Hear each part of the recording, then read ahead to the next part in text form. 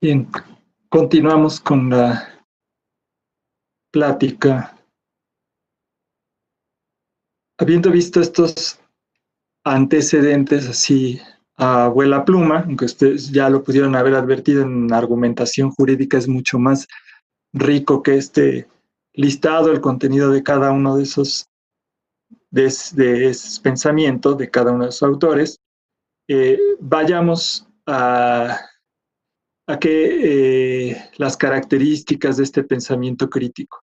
Y antes de pasar a eso, sí quisiera, les traje esta cita de la modernidad, la época de la crítica, ya para irlo ligando más a nuestro terreno, que este es de Kant.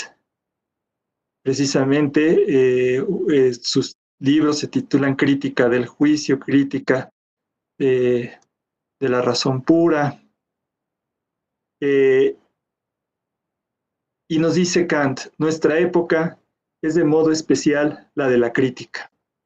Todo ha de someterse a ella, pero la religión, y aquí viene a nosotros, y la legislación pretenden, de ordinario, escapar a la misma, la primera causa de su santidad y la segunda causa de su majestad.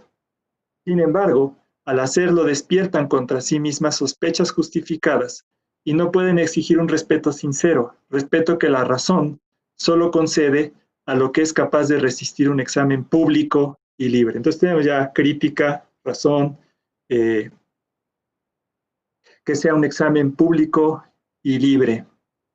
Este es el espíritu de la modernidad, un gran filósofo que sienta las bases de esta modernidad, que es Immanuel Kant. De hecho, en las lecturas optativas o para enriquecer el conocimiento incluí qué es la ilustración de Immanuel Kant, donde viene más desarrollado estos rasgos de la ilustración y del pensamiento crítico y de la modernidad. Pero aquí vean cómo ya está señalando los problemas parte de los problemas de nuestro tiempo, cuántas veces no se contrapone la idea de soberanía al del control constitucional de manera racional, porque estamos atacando a la majestad.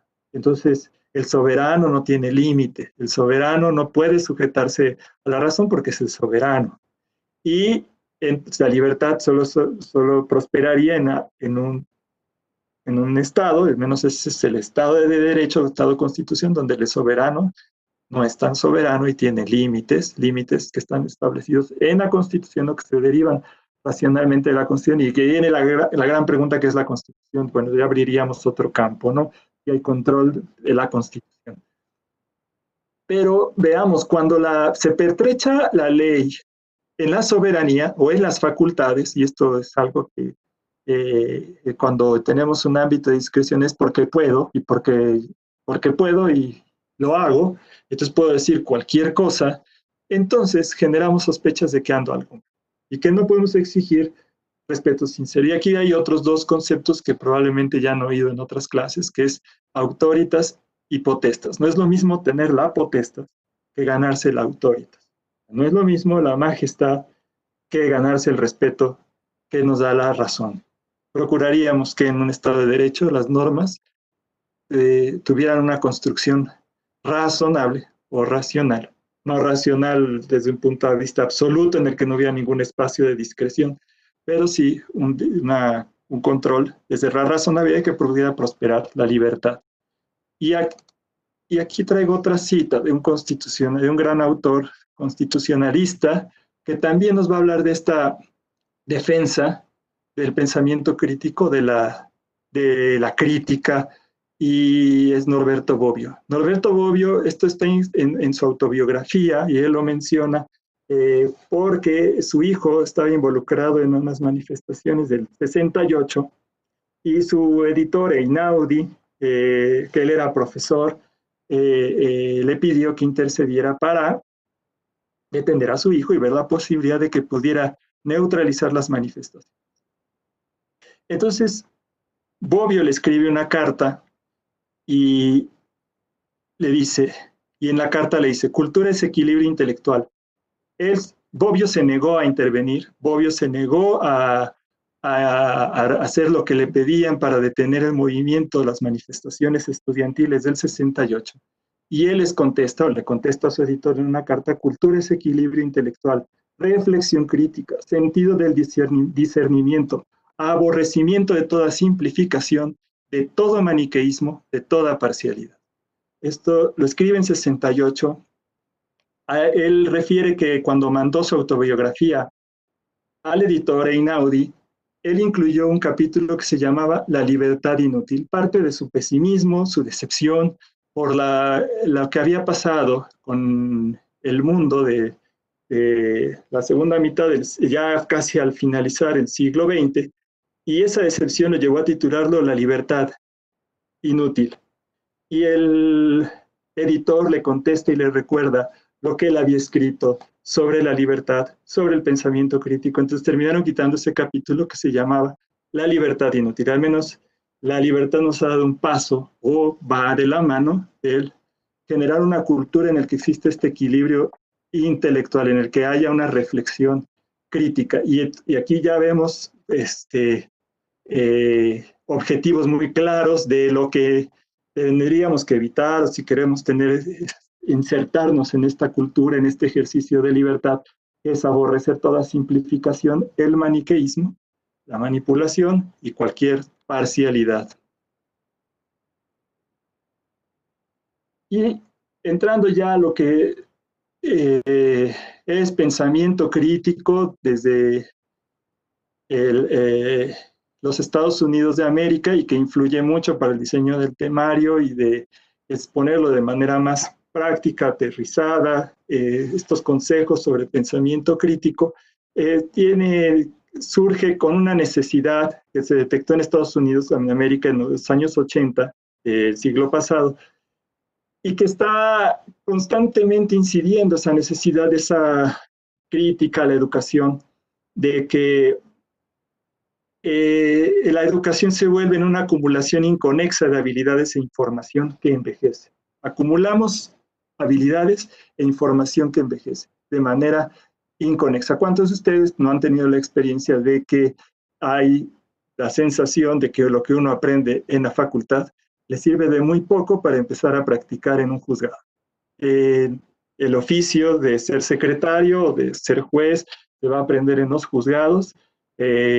Hacer sentencias se aprende haciendo sentencias. Esta es parte de lo que hemos vivido muchos, y hacemos a un lado los conocimientos, pues podemos hacer a un lado digamos, la memorización que tuvimos que superar para pasar los exámenes, aprendernos algún código civil, probablemente, bueno, hay muchos que son de los estados. Yo soy originario de Puebla, estudié en Puebla, entonces me aprendí el Código Civil de Puebla, que tiene una estructura diferente a la de los demás códigos. Aprendí Derecho Civil, pero finalmente algunos exámenes, algunas cuestiones del derecho poblano, pues finalmente por mis derroteros, por lo que seguí en la vida, pues ya no los volví a emplear. Pero sigamos, es muy tosco el ejemplo, pero refleja esta crítica que se hacía en los años 80 a la educación, en el sentido de que de nada sirve aprendernos fechas, de nada sirve memorizar una serie de fórmulas si no las podemos aplicar, si no tenemos lo que denunciaba y lo que proponía la educación liberal del siglo XIX, como entienden la educación liberal en Estados Unidos, que es fomentar los procesos de investigación, aprendizaje y pensamiento, liberar el pensamiento. Es decir, no acumular conocimientos, no acumular saber, hacer, sino poder desarrollar procesos de investigación, aprender. Entonces, aquí se menciona esto del K12 porque cambió la educación desde el kinder al grado 12, que es el nivel de la preparación de educación antes de la educación superior en Estados Unidos. Pues digamos que sería cambiar en nosotros el preescolar a la preparatoria, la formación de los ciudadanos, la cambiamos o se cambia totalmente para que los niños aprendan, o los jóvenes se introduzcan en el proceso de investigación, aprendizaje y pensamiento.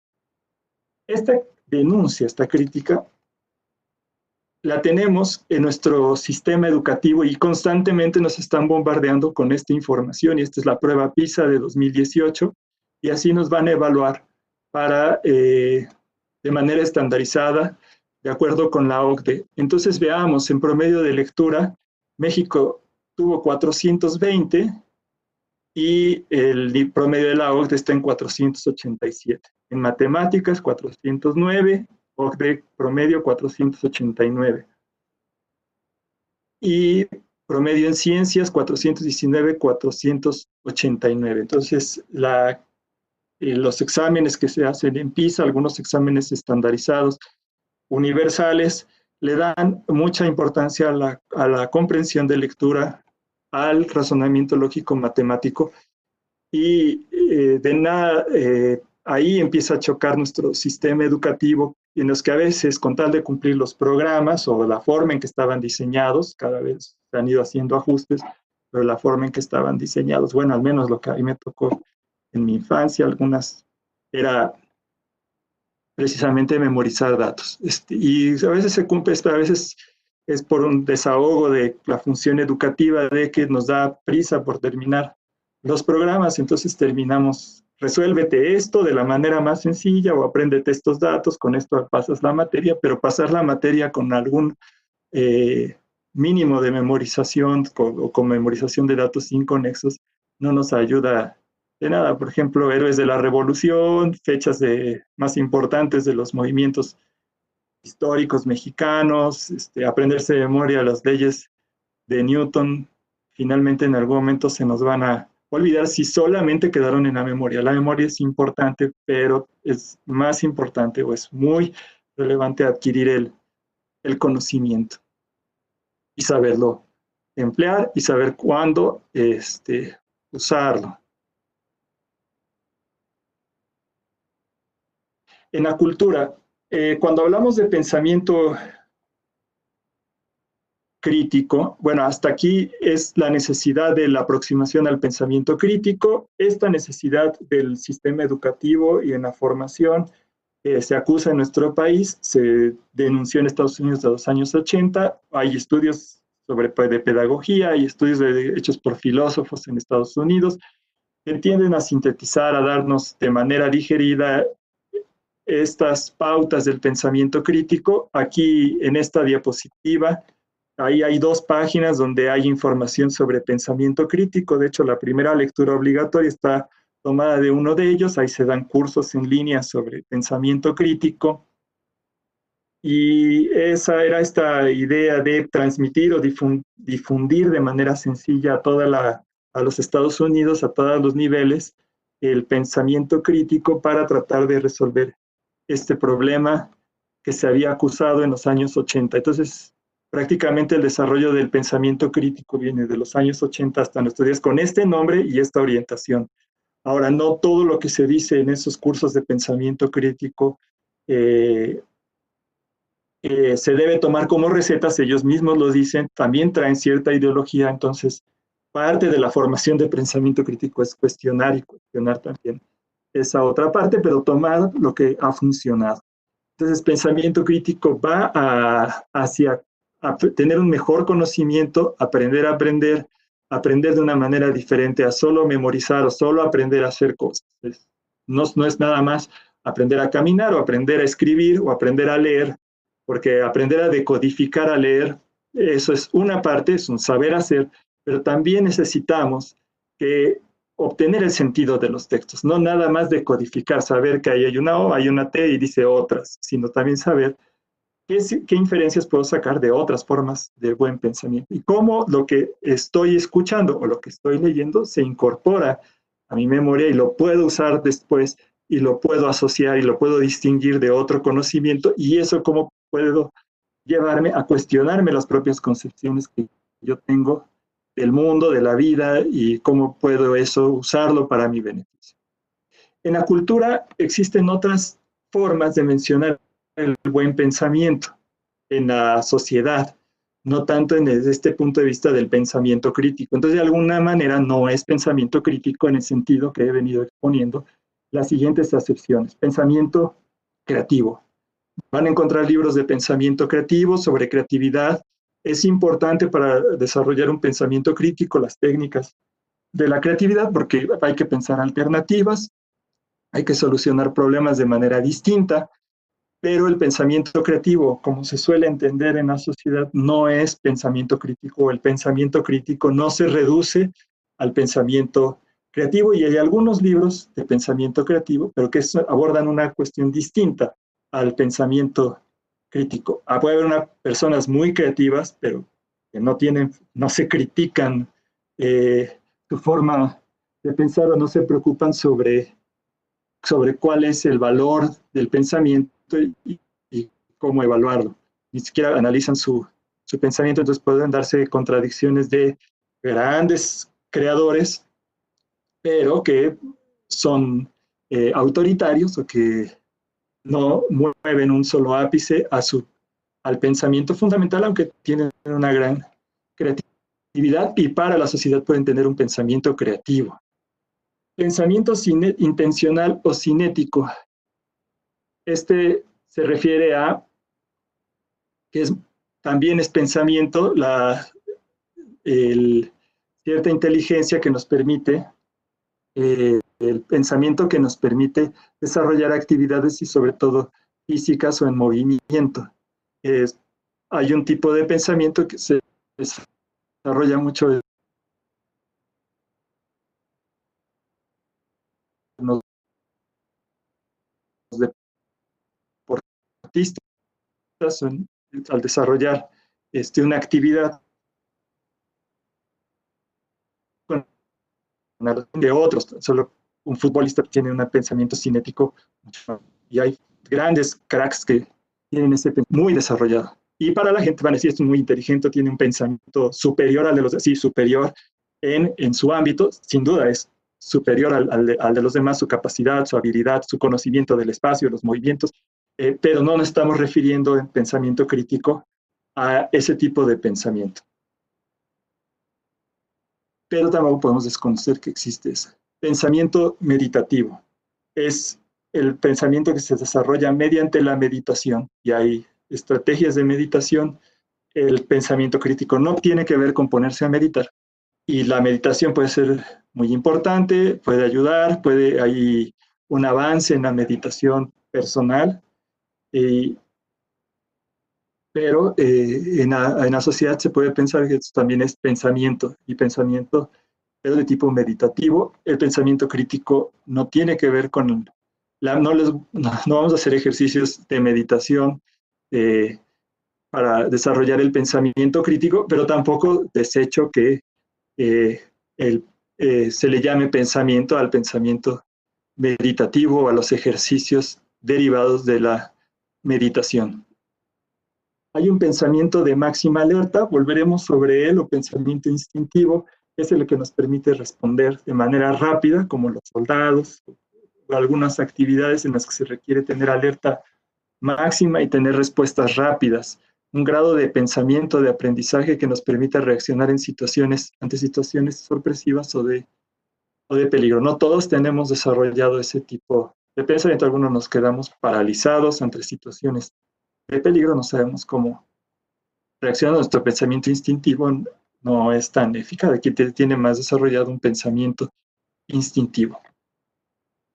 En el contexto de la cultura popular, se puede proponer más pensamientos o de inteligencia, y eso podría llevar a pensar que entonces hay muchas formas de aproximarnos al pensamiento, y que por cualquiera de estas vías podemos solucionar lo que pretende abordar el pensamiento crítico. Entonces podríamos hacer una sentencia meditativamente o instintivamente, lo primero que se me venga a la mente, y entonces va a salir nuestro trabajo, o ponernos muy creativos, y entonces podríamos hacer un ejercicio literario o creativo para proponer un proyecto cinético. Por el momento no tengo alguna imagen de cómo podría ser desarrollar un pensamiento cinético en la actividad que desarrollamos, pero podría llegarse a pensar, pues, muchas veces esto es afirmaciones que se suelen hacer en nuestro ámbito cercano, y decir, ¿para qué estudias eso? ¿Para qué te dedicas a eso? Si esto es tan sencillo. Una vez que adquieres el oficio instintivamente te sale, porque si tiene sentido jurídico, entonces te sale solito. Pues mira, es que es súper inteligente.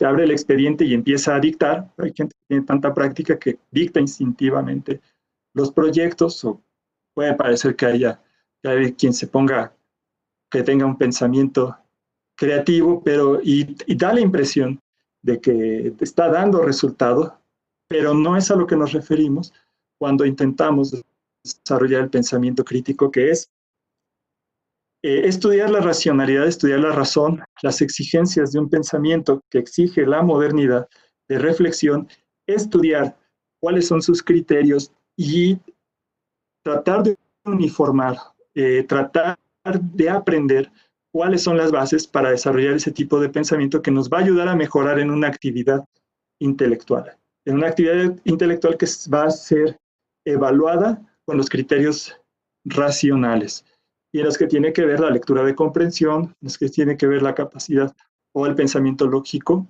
en los que tiene que ver la abstracción.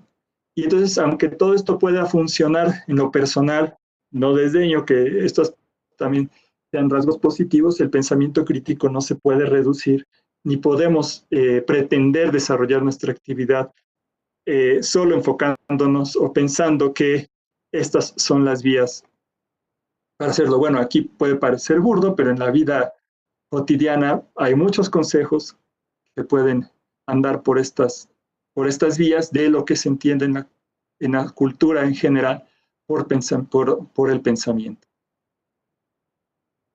Ahora, utilidad y valor del pensamiento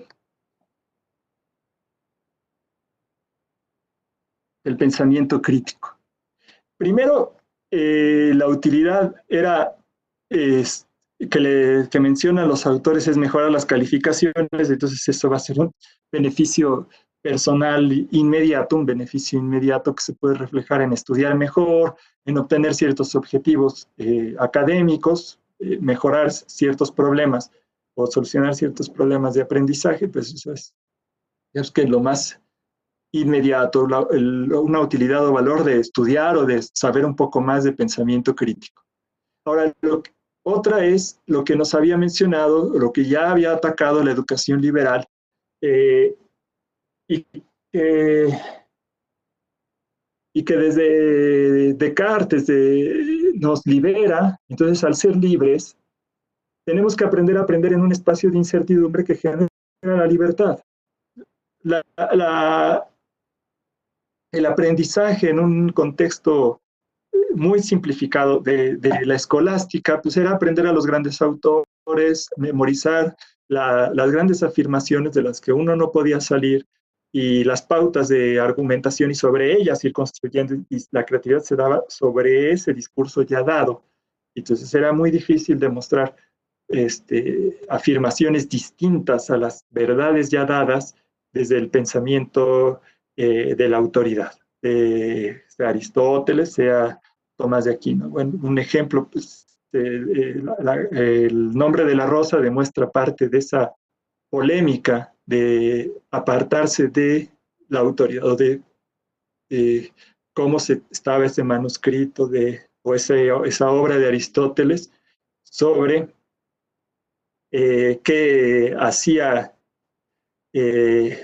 dudar de toda la estructura de pensamiento, y es parte de la trama del nombre de la rosa, esa obra de Aristóteles que tenía el convento, que podría cuestionar toda la estructura del conocimiento. Entonces, aprender en ese contexto, pues, es aprender lo que nos dicen los manuales,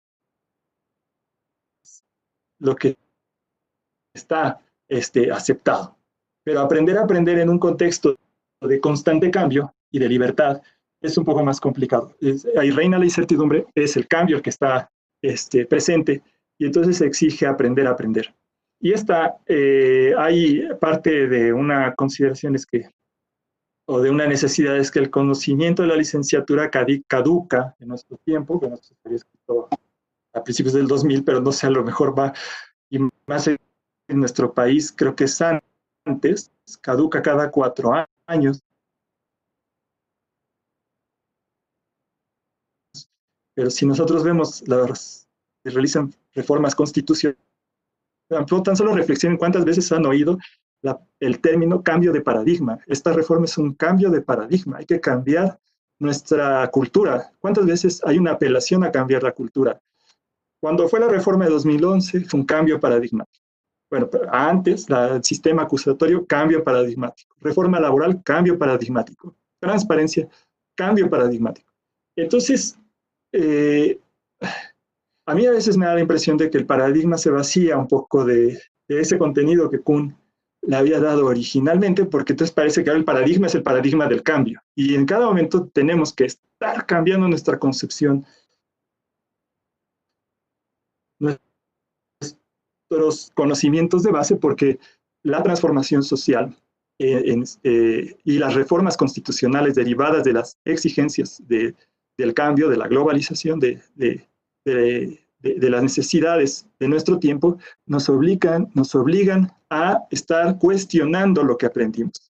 De hecho, muchas de las normas, de los principios, de los métodos que suelo emplear en mi trabajo cotidiano, no los aprendí o no eran parte de la formación que yo recibí cuando estudié en la Facultad de Derecho. Ha cambiado el derecho radicalmente. Incluso se afirma que nuestra Constitución pues no es la misma Constitución del 17 y me atrevería a pensar que no es la misma de 99 o incluso aquí se menciona la reforma de derechos humanos, no es la misma de 2010 a la de 2011. Con el reconocimiento de los derechos humanos, el artículo cambia totalmente todo nuestro ordenamiento jurídico, los métodos. Tan solo piensen ahora, es muy común hablar del principio de proporcionalidad, pero si a mí en los años 2000, 2003 me hubieran preguntado sobre el principio de proporcionalidad en lo personal, por deficiencia mía, a pesar de que ya estuviera desarrollado, no lo conocía. En otros ámbitos, otros abogados que iban a ese ritmo sí sabían del principio de proporción que se desarrollaba en otras jurisdicciones. Pero ahora discutimos si se emplea, si se abusa, incluso ya hablan del abuso del principio de proporcionalidad y si control estricto, control moderado y cuando hay un control estricto, y eso ya se van volviendo conceptos más comunes. Entonces debemos estar preparados para ese cambio. Y ahora es esencial, otra utilidad y valores que es esencial para una sociedad racional y democrática. Y ya por las citas que se habían dicho antes, y tan solo si la construcción de la autoridad, de la legislación, de las respuestas que da el Estado, entendido ya dentro de un Estado de Derecho, tiene que ser desde la razón, y democráticamente esperaríamos que los ciudadanos estuvieran preparados para tomar decisiones con base en el pensamiento crítico. Ahí hay una afirmación de la primera lectura, ustedes que la fueran siguiendo conforme va el curso de Fazione, de que es una afirmación, parecería, véanla, esa es la impresión, pero a ver si comparten la impresión que yo tengo, poco democrática en el sentido de que hay quienes no están preparados para la ciudadanía porque no han desarrollado el pensamiento crítico. Entonces, imagínense quedar en manos de una ciudadanía que no tiene pensamiento crítico, que se deja guiar por la manipulación, por el maniqueísmo, por la parcialidad, que no cuestiona lo que se le dice, que no cuestiona la información que recibe. Entonces, imagínense que esa mayoría decidiera las normas que deben imperar en la sociedad y que ellos, en nuestro destino, nuestros bienes, lo más preciado, estuviera en sus manos. Entonces, como que sugiere que ellos no deberían participar en la toma de las decisiones, pero lo hace, mi impresión es que es más bien para motivarnos a difundir y que la ciudadanía se construya a partir de que esto no sea un conocimiento que estemos recibiendo en un curso básico dirigido a secretarios que ya son licenciados en Derecho, que aspiran a ser secretarios y luego jueces y seguir la carrera judicial, o abogados que tienen una formación y un desarrollo de orientar a los demás sobre el contenido del derecho, sino que se difunda y que desde la primaria todos los niños construyamos una ciudadanía que tenga pensamiento crítico. Sin pensamiento crítico en la sociedad, nos llega a afirmar este autor, con el tiempo el sistema judicial y el sistema económico colapsan. Imagínense la economía está en manos de economistas que no tienen pensamiento crítico. Y vean, este autor es prácticamente los que yo mencioné de la segunda mitad. Si algo del siglo XX y pensamiento crítico les llama mucho la atención, el derecho. Si ustedes ven Toulmin, ponen ejemplos que tienen que ver con los jueces, a pesar de que tienen una formación filosófica, y digamos, ¿por qué tendrían que ver al derecho? El derecho incide en la organización social, incide en los demás, se busca su control racional, y están los jueces en la mira. Vean ustedes a quién menciona el autor como modelo de un pensador crítico. Sigan la lectura y van a ver a quién menciona. Siempre van a encontrar estas imágenes. Y ahora hagan ustedes este ejercicio de imaginación que nos propone el autor. Imagine su vida y la de sus amigos y su familia en manos de jueces cuyos prejuicios y estereotipos rigen sus decisiones, que no prestan atención a la evidencia, que no se interesan por la investigación razonada, que no pueden hacer o evaluar una inferencia. ¿Se imaginan una vida así, un destino así? ¿Queremos eso? Esta es, finalmente, si no prestamos atención desde la edad temprana, entonces sí vamos a tener jueces que van a llegar sin pensamiento crítico, en cualquiera de las formas en que lo querramos entender, pero sin la menor preocupación o disposición por apartarse de sus estereotipos, por poner atención a lo que se les está planteando, a las pruebas, lo que efectivamente se dijo en las pruebas, lo que le quieren transmitir las partes, y que no pueden hacer una evaluación, o sea, no pueden salirse del script, no pueden tener conocimiento que sea transferible. O sea, esto se hace así, siempre se aplica así, pero porque el temor de que no pueden hacerlo, no saben los límites, no saben los casos de sobreinclusión, subinclusión, que tanto se refieren en el pleno de la Corte, sobreinclusión, subinclusión, cuando ya la norma ya no tiene una racionalidad de acuerdo a su fin, cuando la norma tiene un caso que debió incluir y que no está incluido, poner ejemplos de eso, cuándo se aplica esta norma, cuándo entra en un sistema y entonces se va a aplicar otra norma. Imagínense ese sistema en el que la vida o los bienes o de tu familia estén en manos, de tu destino, tu seguro de vida, tu pensión de toda la vida, está en manos de alguien que no puede integrar un sistema, de que no puede distinguir un precedente de otro, que va a ajustar tu caso a su precedente. Entonces, si te dan con eso no te va a importar nada si te dan la razón, y la tenías. Bueno, a veces, si aunque no la tengas, pues te va a beneficiar.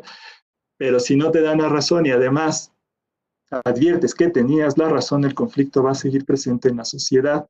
Y entonces la sociedad no está dando una respuesta democrática o racional a los problemas, a la forma en que decidió organizarse.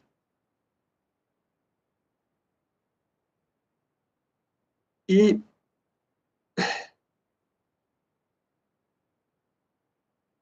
traje finalmente este decálogo del abogado, que muchas veces esto nos lo dan en las facultades, y que traen mucha razón.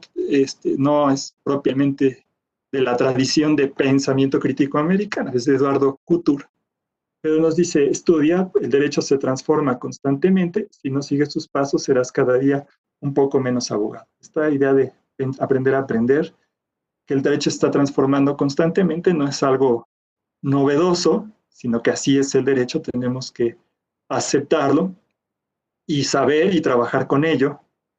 Y segundo, piensa, porque el derecho se aprende estudiando, el derecho se aprende estudiando, pero se ejerce pensando.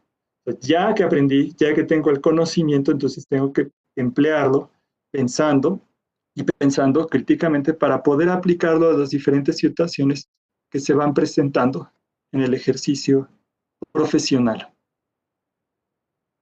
Y precisamente tratando de esto del decálogo del abogado y trayendo a paseo, bueno, citando la importancia de todo esto que acabo de mencionar es que vean el código de ética del Poder Judicial de la Federación. Al parecer ustedes van a llevar, no al parecer, van a llevar la materia de ética judicial y van a ver el código de ética.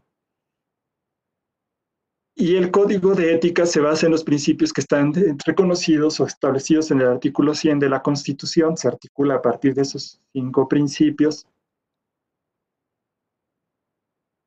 Esto lo menciono porque es importante que desde el texto constitucional ya están esos principios, porque es la justicia a la que aspira nuestra sociedad, la que está reconocida en nuestro texto constitucional, que tiene una base racional fuerte.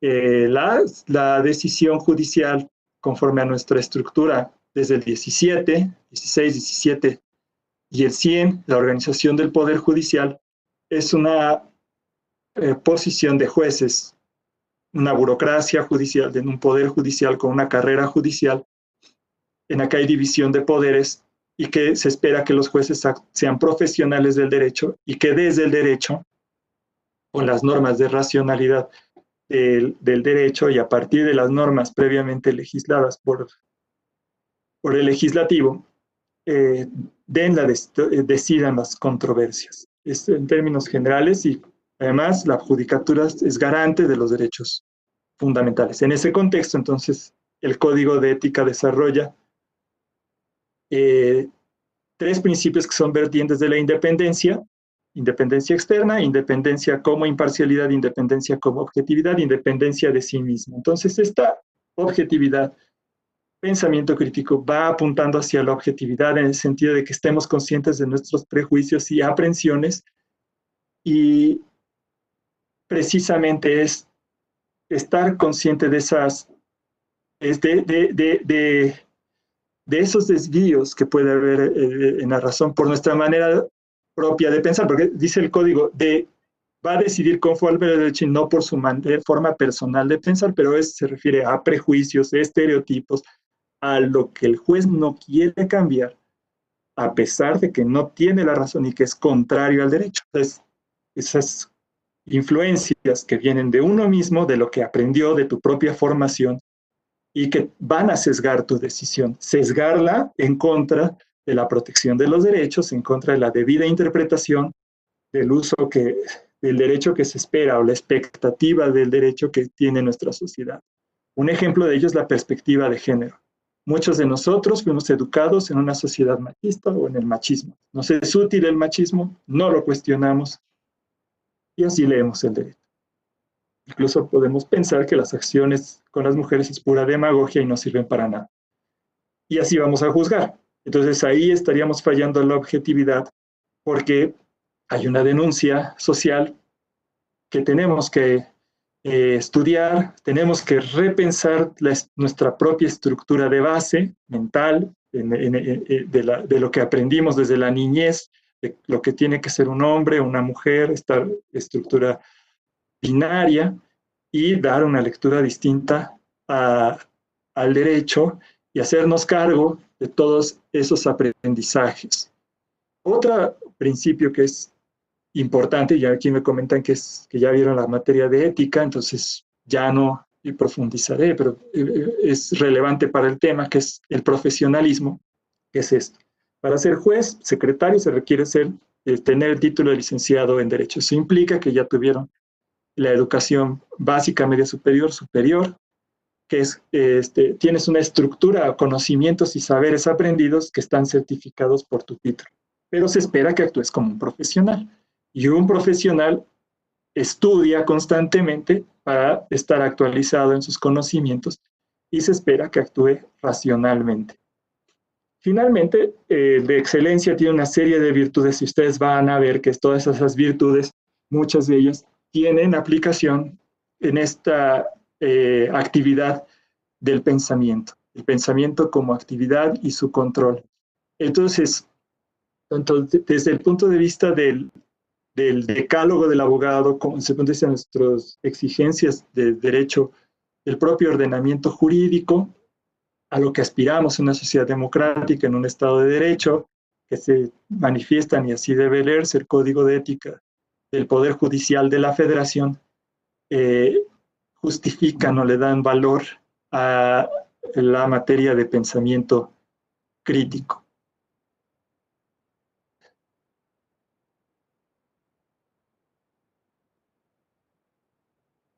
Bien.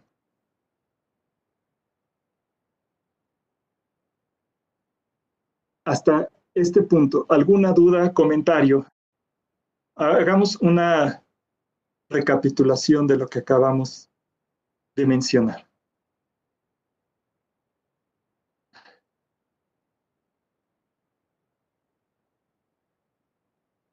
Okay.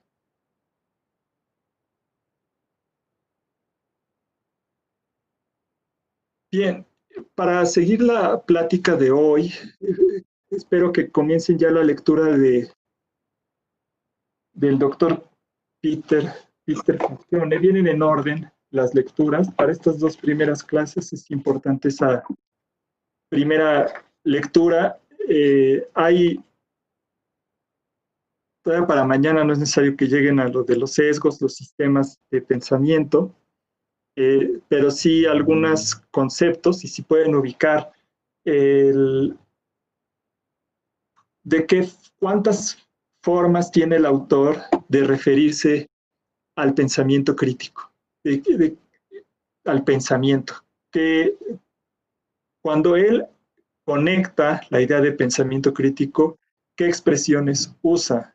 Por ejemplo, les voy a dar una, dice juicios acertados, juicios serios. Entonces, vean qué es qué resultado exige el pensamiento crítico, cómo se refiere al pensamiento crítico, qué sinónimos, qué expresiones sinónimas va empleando de pensamiento crítico.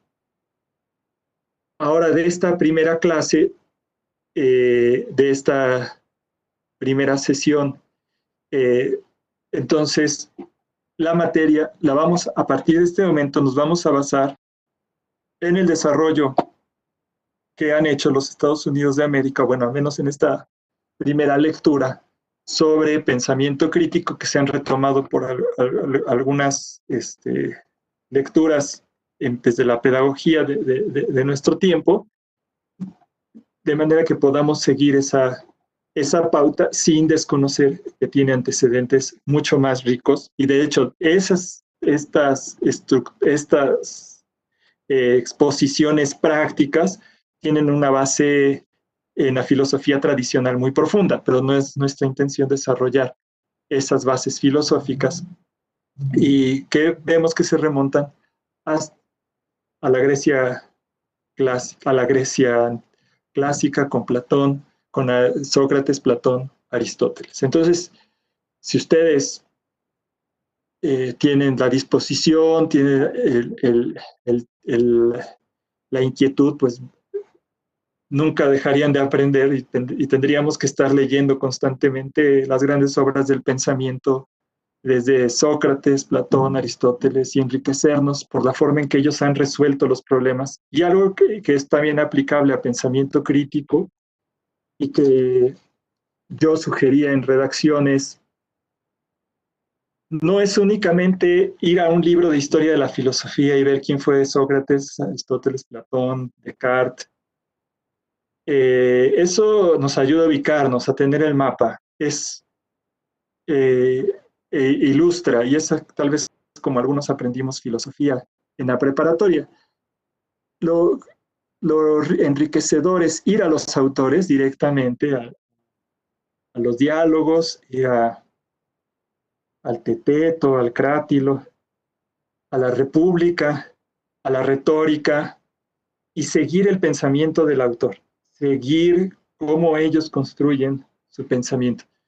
Por ejemplo, Descartes, en el discurso del método, él va exponiendo cómo desarrolla el método y exponiendo su propia experiencia, pero si pudiéramos, si lográramos, pero por eso es una tarea o un propósito personal de enriquecimiento personal para toda la vida, no solo ver lo que nos dicen, sino cómo lo dicen y a imaginarnos o tratar de inferir cómo llegaron a ello, en qué contexto, bajo qué supuestos se escribieron y cómo están pensando, cómo evalúan ellos su pensamiento. En redacción yo decía, lean buenos autores y vean las estructuras que usan. no solo déjense atrapar por lo que está diciendo el autor, sino si hay un párrafo que les gusta de contraste, de numeración, de alguna forma en que el autor ordena sus ideas, tómenla, traten de imitarla y vean cómo escribe. Entonces aquí lean grandes pensadores y vean cómo piensan. Y eso los podrá enriquecer, indudablemente los ayudará a desarrollar su pensamiento. Y esto en las páginas que les mencioné, no por ser de difusión, no por ser muy prácticas, dejan de reconocer que la base está en filósofos, que expertos revisaron obras de grandes pensadores y trataron de llegar a un consenso de cómo pensaban estos grandes pensadores. ¿Qué es lo que nos hace a todos decir, ellos son grandes pensadores, vamos a pensar como ellos lo hicieron? Y bueno, sin duda, vamos a tomar, vamos a aprovechar todo lo que ellos ya avanzaron y la tradición que ellos nos están dejando, y precisamente no es una tradición que nos encorsete, sino es una tradición a partir de la modernidad, ya una tradición de libertad que nos obliga a brevar más sobre este camino del pensamiento crítico. Ahora, a pesar de las diferentes sentidos que tiene la palabra pensamiento y la palabra crítica, vamos a desarrollar mañana sobre el modelo del pensador crítico y ya enfocándonos al pensamiento como una actividad, tal vez como una capacidad y eventualmente cómo evaluar el resultado del pensamiento, y crítico tomado en un sentido positivo de que nos permite evaluar el pensamiento, no tener miedo a los desvíos, a las deficiencias que puede tener nuestro pensamiento, todos las tenemos, pero sí tratar de identificarlas, analizarlas, evaluarlas para mejorar nuestro trabajo, nuestros resultados. Y, miren, entonces voy a escribir el nombre porque, sinceramente, no sé cómo se pronuncia. Es un autor de Estados Unidos, Peter A. Y ya no sé si es Facione o Faccione, pero ese es el autor. Es la lectura que está marcada como número 1. No sé los orígenes del apellido. ¿Algún otro? Ahora, esta materia, como ya les mencioné, tiene valor y utilidad en el ámbito de una sociedad democrática. Mencioné algunas palabras que pueden ser clave o que van a ser clave a lo largo del curso, como son razón, análisis, evaluación, juicio, decisión, libertad, criterio. Y veo que ya no hay mayor comentario, mayores otras aportaciones. Daría por concluida la clase de hoy. Desarrollamos los primeros temas en cuanto a la naturaleza, alcances, valor del pensamiento crítico. Ya vimos una acepción del pensamiento creativo. No se ve el nombre en pantalla. Mire, voy a regresar. Aquí está es este autor, Peter A. Faccione, o Facione. Y de hecho, hay parte de su afirmación, quisiera que reflexionaran sobre ello, sobre lo que decía Platón, si solo los filósofos tienen que gobernar, si solo quienes tienen pensamiento crítico deben acceder a la ciudadanía. Por ahí existe un precedente de la Corte que para ser diputado es válido que se exija saber leer y escribir, al menos, o todos debemos participar igualitariamente, aunque no sepamos leer y escribir, lo más fundamental que tener la habilidad de lectoescritura. Bueno, entonces ese es el autor, esa es la lectura.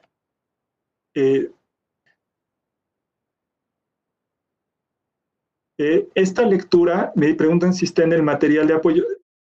Yo la mandé que dice lectura obligatoria. Son 5 lecturas obligatorias.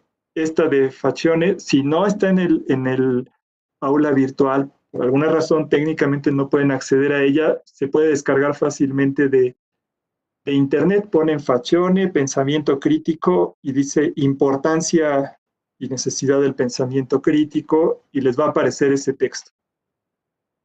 Les voy a compartir las diapositivas, sí las voy a compartir. La lectura, insisto, está en las lecturas obligatorias. La segunda lectura es de Mario Bunge, una lectura de Mario Bunge, una sobre lectura de comprensión o lectura crítica, y otra la de Martín de Cabo sobre pensamiento crítico, y finalmente una sobre sana crítica para valoración probatoria. Son cinco lecturas y van en orden. No hay que realizar reporte, solo hay que leerla porque de ahí son las preguntas. Las preguntas del examen son de las lecturas. Ahora, la base de la exposición es esa lectura. La base del curso está en las lecturas. Me gustaría que siguiéramos con el ejercicio a partir de las lecturas. Por ejemplo, mañana me gustaría que ustedes vieran cuáles son los conocimientos y las habilidades del pensador crítico, qué dice ese autor, qué ejemplos da, cómo se refiere él al pensamiento crítico. Eso nos permite ya tener un piso común sobre cuál avanzar en la clase. No necesito un reporte porque las actividades, si son de reporte, no son lecturas de la materia, son lecturas de unas noticias de otro tipo y no jurídicas, porque lo que intento es que desarrollen el pensamiento crítico, y si se pone una lectura jurídica, siempre estamos muy tentados a vaciar la respuesta que ya tenemos en primer lugar y a citar una serie de jurisprudencias para tratar de amoldar lo que leemos a lo que tenemos a la mano. Entonces, sacarlos un poquito de la zona de confort de los planteamientos jurídicos, entonces no hay que hacer reporte. El nombre de la lectura es Peter A. Faccione. Ahorita.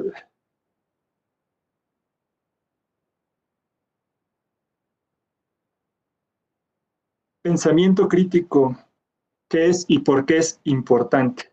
Pensamiento crítico, ¿qué es y por qué es importante?